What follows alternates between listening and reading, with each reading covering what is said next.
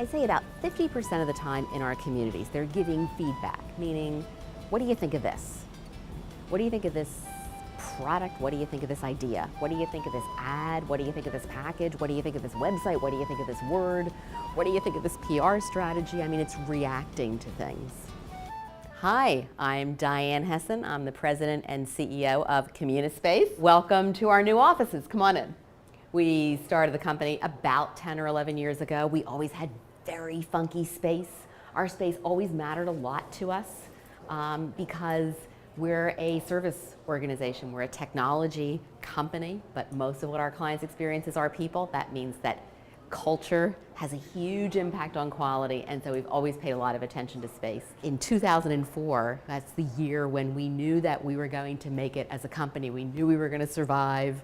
We started generating some real cash and some real profits, and we spent that entire summer looking at how we had gotten to where we were and what kind of company we wanted to build in the future. Client dedication is important here because we actually started out in a different business, and we pivoted largely because one client had an idea that was dramatically better than what we had in the beginning of the company. And so we always say that if it weren't for Tom Brailsford at Hallmark having that idea, we actually wouldn't be here.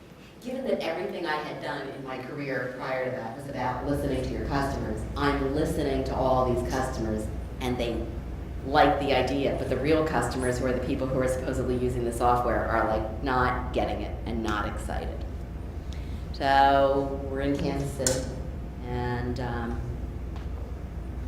we're with a client there. We're about to launch at Hallmark a community of their Gold Crown store managers who are going to share best practices about how to improve the profitability of the stores, how to do better merchandising, etc. And the client, Tom Brailsford, looked at me and said, Diane, you know, I think you guys are great and you're really passionate, but I've just got to tell you, true confessions, I'm just worried no one's going to use the software. So I said, I'm worried no one's going to use it either. And he said, I have an idea. He said, you know, we're a card company. I mean, we're screwed if all we do is cards, because look what's happening in the world. So 40% of our growth over the next 5 years needs to come from products and services we don't currently have. What if we put our consumers in here? Like our target consumer is moms with little kids. Maybe they could help us grow into the future. Maybe they could give us ideas and make us more effective at marketing and help us figure out what we do in the stores, and I don't know, what do you think? So I said, you know, I love that idea, and you know, I know something about that, like I wrote a book about listening to your customers, and you know, let's go do it. So we come back, and I tell everybody we're going to try this. It's a totally different thing. Our software engineer actually says, I think we can use the software for this. I think it'll work. Everybody's going, where are we going to find the moms? I don't know. I started calling anybody who was a mom. We called the Hallmark Customer Affairs Department, and they had some email addresses. And in November of 2000, we launched the Hallmark Idea Exchange for parents. And we launched this thing, and at the end of that day, our CIO, Ken Murray, who's still our CIO, comes walking into my office and says, Diane, what's this Hallmark thing? I said, why? Why do you ask? He says, well, you're not going to believe this, but today 82 people came in. And we had a party. These are our beautiful employees. We have 400 of them at the moment. Although it looks like the average age is about 25, the average age is actually about 34. Some are people who were around founding the company with me, and it's in alphabetical order. So these are actually called Communibubbles. I don't know how that name came out, but I guess they're bubbles. But we actually have about 120 clients from all over the world.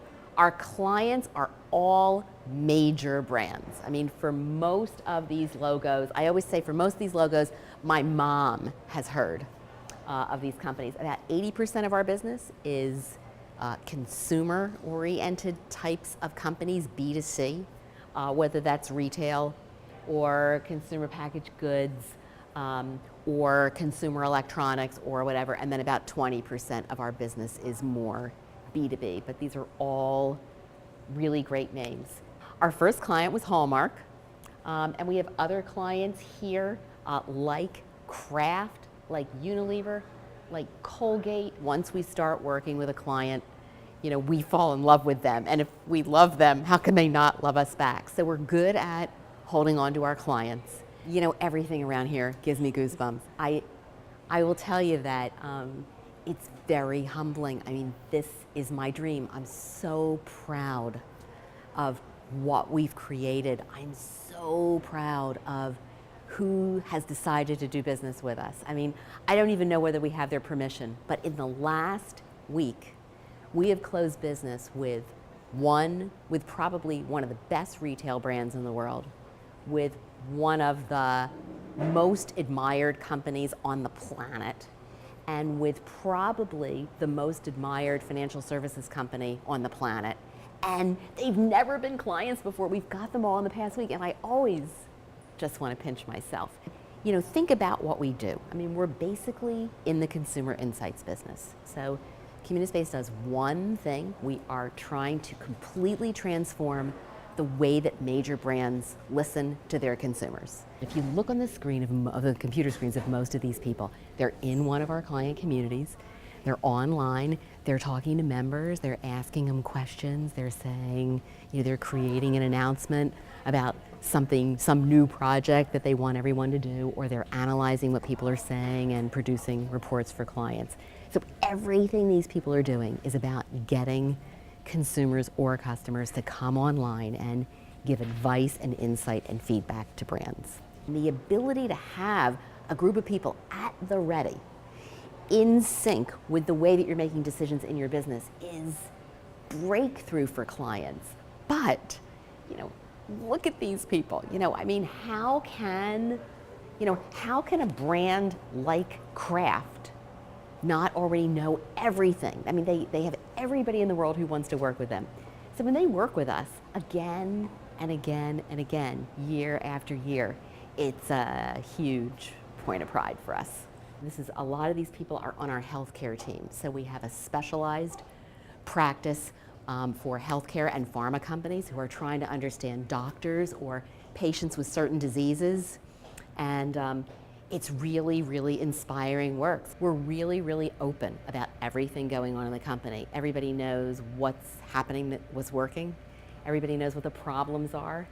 A couple of weeks ago, we had a terrible week. We had no sales, which is really unusual for us. And we had one client cancel, and it was so depressing. And I got on voicemail over the weekend and said, okay, everybody, this was the worst week. Let me tell you what happened. And then here are 5 things that made me feel better. So maybe they'll make you feel better too. But we're very open. Everybody knows our numbers. Everybody knows how much cash is in the bank. They've known that from the beginning. And I think that's great because it does create a sense of ownership. People understand how what they do kind of fits into things. We're bigger now, and we have a responsibility to deliver really great stuff for our clients. So we have a group called the Idea Group that essentially plays judge of that. And they look for, where have we done something really strategic and groundbreaking for a client? Or where have we used some very innovative method or process or tool that, where have we done mobile ethnography, or where have we done asked a very interesting series of questions that got to something new? Or is there something that just looks fabulous that got the attention of senior management because of that? A lot of people eat 2 or 3 meals a day here. Almost everybody eats breakfast here. Everybody has their own boxes of cereal. We give everybody free milk. So very often our employees will, they'll come to work super early in the morning, they'll go to the gym, or they'll go out for a run. They'll come in here, they'll take a shower, and then they'll hang out and they'll eat their cereal, and then they'll get down to work.